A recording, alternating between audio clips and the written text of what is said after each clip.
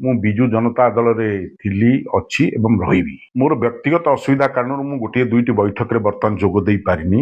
ତାକୁ ନେଇ ଯଦି ଚର୍ଚ୍ଚା କରାଯିବ ବିକ୍ରମାରୁକୁ ଅସନ୍ତୋଷ ଅଛନ୍ତି ଇଏ ଅମୂଳକ ମାତ୍ର।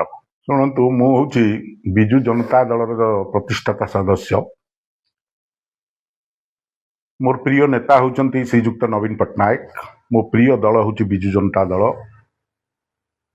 ମୁଁ ବିଜୁ ଜନତା ଦଳରେ ପ୍ରତିଷ୍ଠା ଦିନଠାରୁ ଆନ୍ତରିକତାର ସହିତ କାର୍ଯ୍ୟ କରିଆସିଛି ଏବଂ ମୁଁ ଆଜି ଶୁଣିବାକୁ ପାଇଲି ବିଭିନ୍ନ ଗଣମାଧ୍ୟମରେ ଗୋଟେ ଚର୍ଚ୍ଚା ଚାଲିଛି ମୁଁ ଅନ୍ୟ ରାଜନୈତିକ ଦଳକୁ କୁଆଡ଼େ ଯୋଗ ଦେବା ପାଇଁ ଯାଉଛି। ଇଏ କେବଳ ଗୋଟେ ଆଲୋଚନା, ଏଥିରେ କୌଣସି ସତ୍ୟତା ନାହିଁ। ମୁଁ ବିଜୁ ଜନତା ଇଏ ଗୁଜବ ମାତ୍ର। ମୁଁ ବିଜୁ ଜନତା ଦଳରେ ଥିଲି ଅଛି ଏବଂ ରହିବି।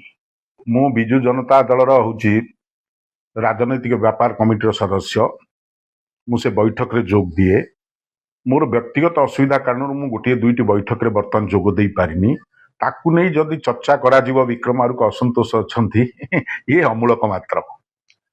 ମୁଁ ବିଜୁ ଜନତା ଦଳରେ ରହିଛି। ମୋ ପ୍ରିୟ ନେତା ନବୀନ ପଟ୍ଟନାୟକ ଏବଂ ମୁଁ ତାଙ୍କ ନେତୃତ୍ୱରେ କାର୍ଯ୍ୟ କରୁଛି, ଆଗାମୀ ଦିନରେ ମଧ୍ୟ କାର୍ଯ୍ୟ କରିବି।